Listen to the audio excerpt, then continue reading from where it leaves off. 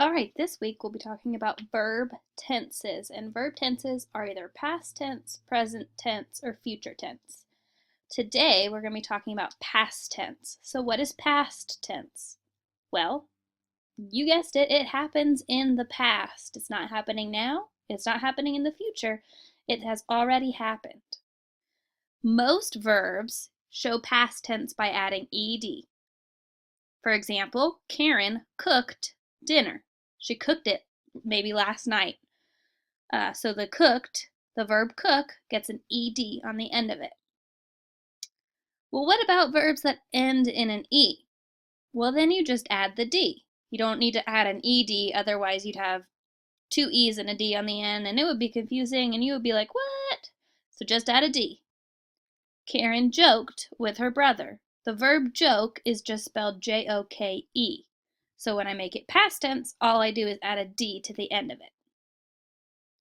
Here's an interactive question. I bet you can get these really fast. Are you ready? You sure? Okay, here we go. Karen blank her brother to help her. The verb that I want you to put in the past tense is ask. How do I make ask in the past tense?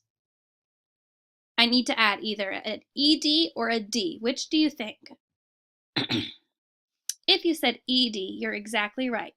Karen asked her brother to help her. Okay, here's another one. Her brother blank in the kitchen. The verb is bake. Now what letter does bake end in? An E, that's exactly right. So when it ends in an E, do I have to add ed again, or do I just add a D? I just add a D, so her brother baked in the kitchen. Here are your practice questions. The verb that you're going to change to past tense is in the parentheses. Just write the verb, but remember, focus on how it's spelled. If it's spelled right on the screen, spell it right on your paper. That was a pretty easy flipped classroom day. Should do these 4 problems, and we will talk about present tense tomorrow.